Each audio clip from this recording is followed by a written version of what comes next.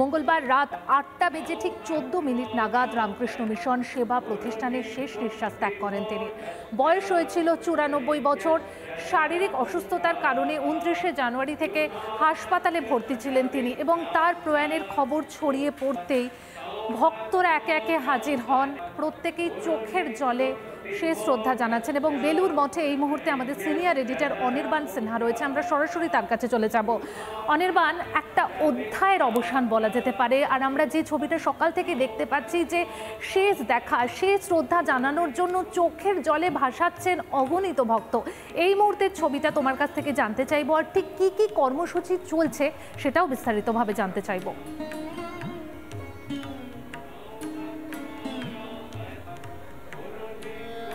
দেখো পায়েল, এই মুহূর্তে তো শেষ শ্রদ্ধা জানানোর জন্য রাত ৮টা পর্যন্ত সময় রয়েছে দৈহিকভাবে শেষ শ্রদ্ধা জানানোর জন্য। যেখানে আমরা দাঁড়িয়ে আছি, আমি দীপঙ্করকে বলবো একটু ক্যামেরাটা প্যান করে দেখাতে। সংস্কৃতি ভবন, এই ভিতরেই স্বামী শরণানন্দ বেলুর মঠ রামকৃষ্ণ মঠ ও মিশনের ১৬০তম অধ্যক্ষ, তার যে দেহ তার শায়িত রয়েছে এবং সেখানে শেষ শ্রদ্ধা জানাতে আসছেন ভক্তরা। দুটি সারি হয়েছে, ঠিক যেমনটা রামকৃষ্ণ মঠ এবং মিশনের যে কোনো ক্ষেত্রে দেখা যায়। একটি সারি মহিলা ভক্তদের জন্য, অপর একটি সারি পুরুষ ভক্তদের জন্য। সারিবদ্ধভাবে মানুষ বা ভক্তরা ভিতরে যাচ্ছেন এবং প্রণাম জানাচ্ছেন।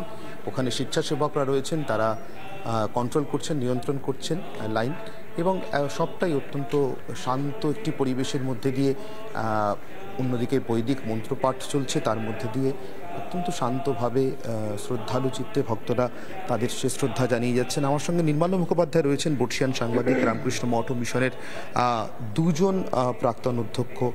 তাদের দেহাবসানের পর শেষকৃত্য পর্যন্ত তিনি কভার করেছিলেন। নির্মলবাবু, আমি আগেরবার যেখানে ছিলাম, দুটি ভূমিকাতেই ভীষণভাবে কাজ করে গিয়েছেন স্বামী শরণানন্দ। একটা মূল সংগঠক, জেনারেল সেক্রেটারি মহারাজ মিশনের সবাই, আবার প্রেসিডেন্ট মহারাজ, অধ্যাত্ম গুরু গোটা সংঘের। হ্যাঁ, কিন্তু আমি আপনাকে যেরকম বলছিলাম যে ওনার এই যে খণ্ডনভবর যে প্রাতিষ্ঠাতিকরণ, সেইটা মানে আপনারা সবাই বাড়িতে শুনতে পান, ওই ক্যাসেট করে সিডি করে করা, এটা উনি মঠ থেকে, কারণ আগে মঠ ছাড়া এগুলো শোনা যেত না, সুতরাং উনি এসে প্রথম ব্রেকটা করলেন। দ্বিতীয় জিনিস যেটা আমি বলেছি আপনি আগে, স্বনির্ভর নির্ভর প্রকল্প এবং গ্রামীণ এলাকাতে ওনার কাজকর্ম, এগুলো একটা অসাধারণ উনি মার্ক রেখে গেছেন। তার থেকেও বড় কথা যেটা আপনার জানা দরকার, সেটা হচ্ছে যতজন মানে শাস্ত্রজ্ঞ মঠাধীশ হয়েছেন তার মধ্যে উনি একজন। এই যে এখন ওর যে চলে যাওয়া, আমি বলছি না যে পরে যারা আসবেন, ধরুন এরপরে আমি শুনেছি গৌতমানন্দ হবেন, একদম মানে আমার কাছে ডেফিনিট খবর আছে যে শুনেছি গৌতমানন্দ উনি সব মানে মঠাধ্যক্ষ হবেন।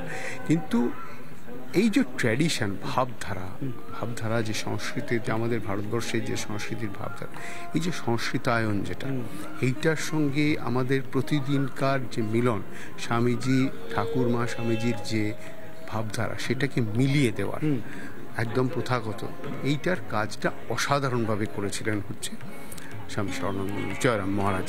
এবং একটা জিনিস একটু জানতে চাইবো যে বেলুর মঠের রামকৃষ্ণ মঠ এবং মিশনের জেনারেল সেক্রেটারি হিসেবে একটা জিনিসও, একটা রেকর্ডও বোধহয় কাজ করতে করতেই হয়ে গেছিল। ওনারা তার রেকর্ড করবার জন্য কাজ করেন না। উনি সম্ভবত রামকৃষ্ণ মঠ এবং মিশনের ইতিহাসে একমাত্র জেনারেল সেক্রেটারি যিনি সর্বোচ্চ বিদেশ ভ্রমণ করেছেন, মানে সবটাই ভাব প্রচারের, একদমই ভাব প্রচারের উঠেছে। এবং সত্যি কথা বলতে রামকৃষ্ণ ভাবধারা, শ্রীরামকৃষ্ণ ভাবধারা, স্বামীজির চিন্তাভাবনা সারা ভারতবর্ষে ছড়িয়ে দেওয়ার জন্য তার একটা বিশাল ভূমিকা আছে। এবং ভারতবর্ষ কেন, সারা পৃথিবীতে বিভিন্ন সেন্টারে পৌঁছে যাওয়া। এবং এই যে আপনাকে বলছিলাম না যে আমাদের ভারতবর্ষের যে সংস্কৃতির ভাবধারা, এই সংস্কৃতির ভাবধারাটা কিভাবে এগিয়ে নিয়ে যেতে পারে, এই উনি যেহেতু দক্ষিণ ভারত থেকে এসেছিলেন এবং সংস্কৃতজ্ঞ পণ্ডিতই বলা চলে ওনাকে, সেইটাকে উনি মিলিয়েছিলেন। এবং মিলিয়ে এই যে মার্জার অফ ট্র্যাডিশন অ্যান্ড মডার্নিটি, এই ট্র্যাডিশন মানে প্রথাগত ভাবনা চিন্তার সঙ্গে আধুনিক ভাবনা চিন্তার যে মিলনটা, সেইটা অসাধারণ রকম করেছিলেন। আমি ওনাকে দেখেছিলাম যখন স্বামীজির বাড়ি তৈরি হচ্ছে, আমি দিনের পর দিন স্বামী বিবেকানন্দের সঙ্গে থাকতাম, পার্থ মহারাজ, এবং রাত্রিবেলা কীভাবে উনি ব্যাক আপ করতেন পুরো জিনিসটাকে, কারণ অনেক মামলা মোকদ্দমা সেই সময় ছিল, কিন্তু উনি প্রত্যেকটা ঘাট পেরিয়ে পেরিয়ে পেরিয়ে পেরিয়ে আজকে আপনি যে স্বামীজির বাড়ি দেখেন সেই স্বামীজির বাড়ির কিন্তু ওর একটা বিরাট কন্ট্রিবিউশন আছে। যেমন স্বামীজির লেখা অরিজিনাল চিঠি উনি এখানে এনে এখনও রাখা আছে, আপনার মিউজিয়ামে দেখতে পাবেন, সে আমার সামনে সেগুলো হ্যান্ডওভার করা হয়েছিল। এবং সব থেকে বড় জিনিস জয়রাম মহারাজের মানে স্বামী শরণানন্দের আমি দেখেছি যে কমিউনিকেশন, এই যে কমিউনিকেট, উনি সবসময় মনে করতেন ঠাকুরমা স্বামীজিকে একটা জায়গায় আটকে রাখলে চলবে না, মানুষের মধ্যে মিশিয়ে দিতে হবে, ছড়িয়ে দিতে হবে তাদের ভাবনা চিন্তা, মানুষ পরীক্ষা নিরীক্ষা করে, কারণ উনি এতটাই কনফিডেন্ট ছিলেন এই ভাবধারাগুলোর ওপর যে মানুষ কোনোভাবে তাকে রিজেক্ট করবে না, মানুষ তাকে একদম সঙ্গে করবে, ঠিক একই রকম। মানে এইটা ওনার একটা অসম্ভব ভালো কাজ, আমি ওনাকে কাছ থেকে এইটা অন্তত দেখেছি। আমি একটা জিনিস একটু জিজ্ঞাসা করবো নির্মলবাবু, 97 সালে আমার মনে আছে আমি তখন হায়ার সেকেন্ডারি পরীক্ষা দিয়েছি, রামকৃষ্ণ মঠ এবং মিশনের একটি কেন্দ্র কামারপুকুরে ওনার সঙ্গে আমার দেখা, তখন উনি সবেমাত্র জেনারেল সেক্রেটারির দায়িত্ব নিয়েছেন। ইয়াং ছেলে মেয়েদের ওনার সভাপতি খুব ভালোবাসেন, আমাকেও কাছে টেনে নিয়েছিলেন সেই জায়গা থেকে দেখা হওয়ার পর।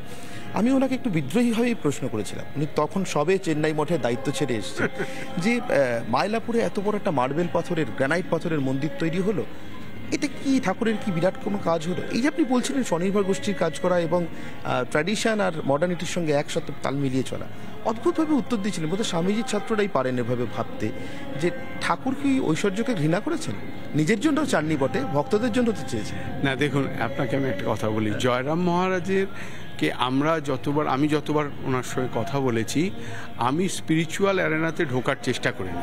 তার কারণ হচ্ছে স্পিরিচুয়াল অ্যারেনাটা আমার অধিকারের বাইরে, আমি তো ওই প্রসেসের মধ্যে ঢুকিনি, যে প্রসেসটার মধ্যে ঢুকিনি সেই নিয়ে আউটসাইড থেকে হাজার রকমের কথা করতে পারে, যতক্ষণ না আপনি ওই প্রসেসের মধ্যে ঢুকে ওই উপলব্ধি, ওই রিয়েলাইজেশনটা পাবেন, ততক্ষণ আপনি এটা বুঝতে পারবেন না। বাইরে থেকে আপনার অনেক রকম ক্রিটিক্যাল ভাবনা আছে, সুতরাং ওরা এগুলোকে খুব বালখিল্য মনে করতেন। এই ধরনের প্রশ্নগুলো যখন করা ছিলাম তখন পড়ি 18 বছর আমি দেখেছি, যার জন্য ওই ব্যাপারটাতে কখনো আমি ঢুকতাম না। আমি জিজ্ঞেস করতাম স্বামীজির কি কাজ সেটা করছেন আপনি, স্বামীজির ভাবধারা কি আধ্যাত্মিক ব্যাপারটা বাদ দিয়ে বলুন। ওই জন্য আমায় খুব ভালোবাসতেন, বলতেন যে তোমাকে আমার ভালো লাগে, তুমি ওই অধ্যাত্মবোধটার মধ্যে ঢুকতে চাও না, কেন ঢুকতে চাও না সেটা তোমার ব্যাপার, আমার ধারণা তুমি ভেতরে ভেতরে খুব আধ্যাত্মিক, এটা বলতেন।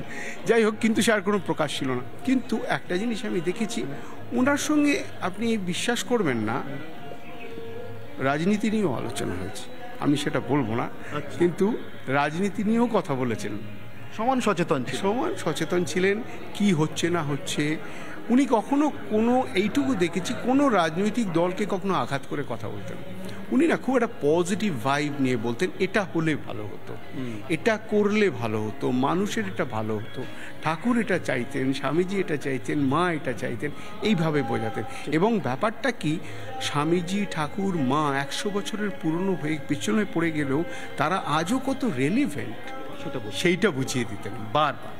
ঠিক এমন একজন মানুষকে শ্রদ্ধা জানাতে আমি দীপঙ্করকে বলবো, আমি ঢাকা পড়ে গেলেও সত্যি কোনো সমস্যা নেই, যে মানুষ রয়েছেন এই মুহূর্তে সারিবদ্ধভাবে সে শ্রদ্ধা জানানোর জন্য স্বামী শরণানন্দকে, বেলুড় মঠ, রামকৃষ্ণ মঠ ও মিশনের ষোড়শ অধ্যক্ষ, এইভাবেই মানুষ যে সারিবদ্ধ হবেন, অঞ্জলিবদ্ধভাবে এগিয়ে যাবেন। একদম অনির্বাণ, সেই ছবিটাই দেখাচ্ছ এই মুহূর্তে তুমি আমাদের। আবারও ফিরবো তোমার কাছে, আমাদের আরেক প্রতিনিধি রামকৃষ্ণ সিনহাও সেখানে রয়েছেন, বেলুড় মঠ থেকে সরাসরি আমাদের সঙ্গে রয়েছেন। রামকৃষ্ণ, কোথাও গিয়ে স্বামী বিবেকানন্দের যে আদর্শ, রামকৃষ্ণের যে আদর্শ, সেই আদর্শ সারা ভারতে প্রচার প্রসারের জন্য স্বামী শরণানন্দজি মহারাজের এক অন্যতম ভূমিকা ছিল, আর সেই কারণেই বোধহয় আজকে গোটা দেশের চোখে জল।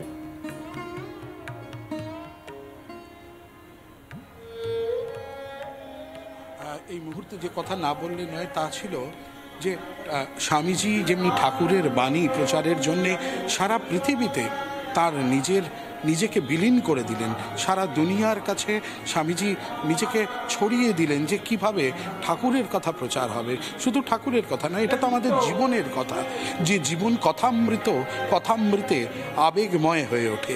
আর ঠিক এই মুহূর্তে অনির্বাণ বলছিল, এইখানে দাঁড়িয়ে আমরা এখন রয়েছি সংস্কৃতি ভবনের ঠিক সামনে।